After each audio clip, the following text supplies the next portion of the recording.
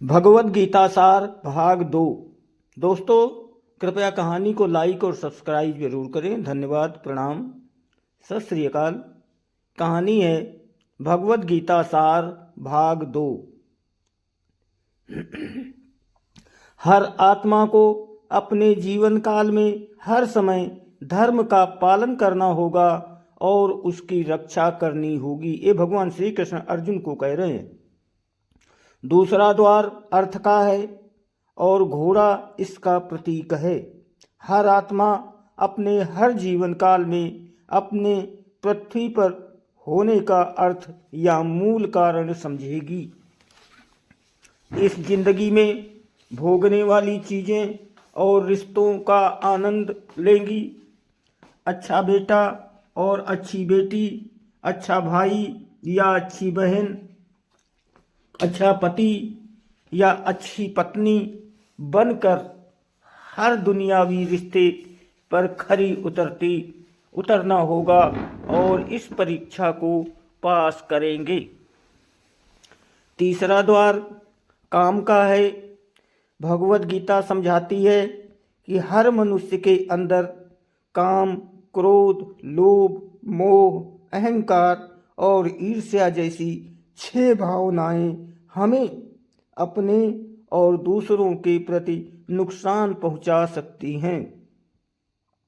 इन भावनाओं को हर मनुष्य को हमेशा अपने नियंत्रण में रखना होगा, क्योंकि इनके बहाव में किया हुआ कोई भी काम हमारे जीवन भर की परेशानी का कारण बन सकता है।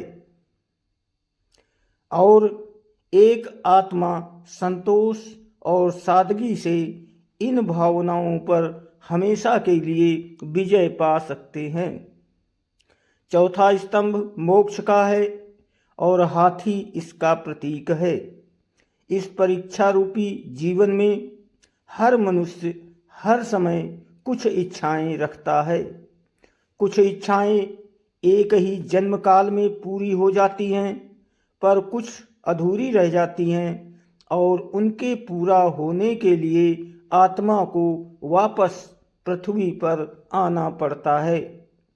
भगवद गीता समझाती है कि हमारी इच्छाएं ही मूल कारण हैं हमारे पृथ्वी पर वापस आने का, और अगर हम कोई भी इच्छा न रखें तो हम इस जीवन और मृत्यु से मुक्त हो सकते हैं।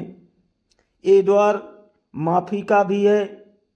जिन्होंने आपके साथ बुरा किया उनको माफ़ करके और जिनसे आपने बुरा किया उनसे माफ़ी मांगकर मुक्ति पाई जा सकती है। जब तक आत्माएं इन चारों दरवाज़ों यानी धर्म, अर्थ, काम और मोक्ष को समझ नहीं लेती, तब तक इस आत्मा को बार बार मनुष्य के रूप में आना ही पड़ेगा। परीक्षा का समय खत्म होते ही आत्मा शरीर और अन्य सब वस्तुओं का त्याग कर देती है।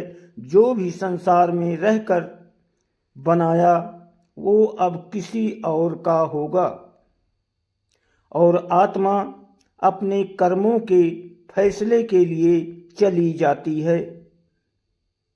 आत्मा के अच्छे बुरे कर्मों का हिसाब होता है।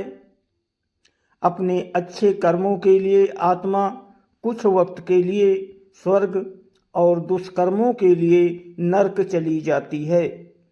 नरक में आत्मा को अपने पापों के अनुकूल सजाएं मिलती हैं, पर सजा खत्म होने के बाद आत्मा को फिर से एक नया शरीर और नया दिमाग मिलता है। इस परीक्षा में फिर से बैठने के लिए और हर परीक्षा में वही सब फिर दोहराया जाएगा। जिंदगी के 4 स्तंभ धर्म, अर्थ, काम और मोक्ष को समझने के लिए हर जन्म में अपने कई जन्मों के कर्मों के हिसाब से हर आत्मा को कभी अच्छे तो कभी बुरे हालातों से गुजरना पड़ता है। लेकिन जब तक आत्मा परमात्मा के साथ योग को नहीं समझ लेती, तब तक वो मुक्ति नहीं पा सकती। भगवद गीता समझाती है कि मनुष्य अपने शरीर, दिमाग या दिल से भगवान को पा सकता है। शरीर द्वारा किए कर्मों के माध्यम से परमात्मा को पाने को कर्म योग कहते हैं। ऐसे कर्म जो परमात्मा की इच्छा से हो और दूसरों के कल्याण के लिए हो। वाल्मीकि ने रामायण लिख के, श्रवण ने अपने माता पिता की सेवा करके और उन्हें 4 धाम की यात्रा करवाकर अपने कर्मों द्वारा परमात्मा को पाया।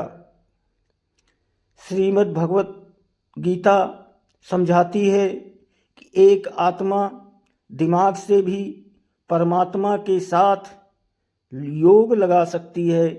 इसे राजयोग कहते हैं, क्योंकि दिमाग या मस्तिष्क सब इंद्रियों का राजा है। एक मनुष्य अपनी आस्था, श्वास प्रणाली, अभ्यास, साधना और तपस्या से परमात्मा को इस योग के रास्ते पा लेता है।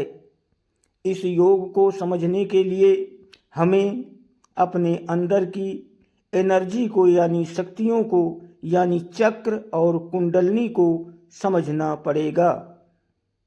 आत्मा मस्तिष्क से ध्यान लगाकर परमात्मा के साथ योग लगा सकती है।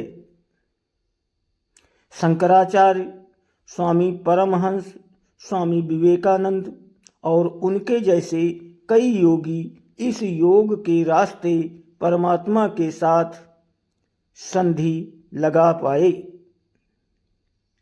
परमात्मा भगवद गीता में कहते हैं कि अगर किसी आत्मा को धर्म ना भी समझ में आए, योग ना भी समझ में आए, पर अगर वो मेरी शरण में आ जाए तो मैं उसके सारे पाप माफ कर देता हूँ। परमात्मा को ऐसी दिल की गहराइयों से पुकार कर पाने को भक्ति योग कहते हैं। चैतन्य महाप्रभु, मीराबाई और भगवान हनुमान इस योग के सबसे बड़े उदाहरण हैं।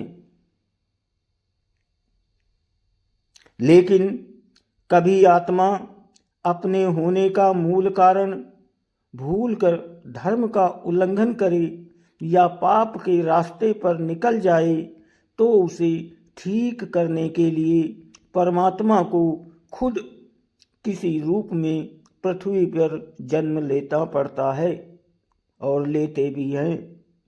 तो मित्रों, आइए श्रीमद् भगवद गीता को पूरा पढ़ के इस जिंदगी के असली मायने समझें और परमात्मा के साथ योग लगाएं।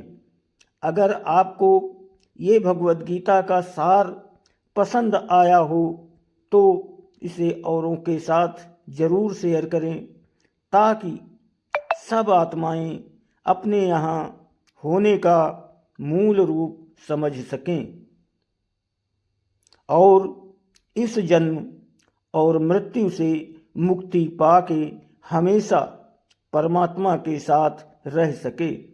धन्यवाद। फेसबुक देखने वाले, सुनने वाले, पढ़ने वाले सभी भाइयों से अनुरोध है, कृपया कहानी को लाइक और फॉलो जरूर करें। धन्यवाद। प्रणाम। सत श्री अकाल।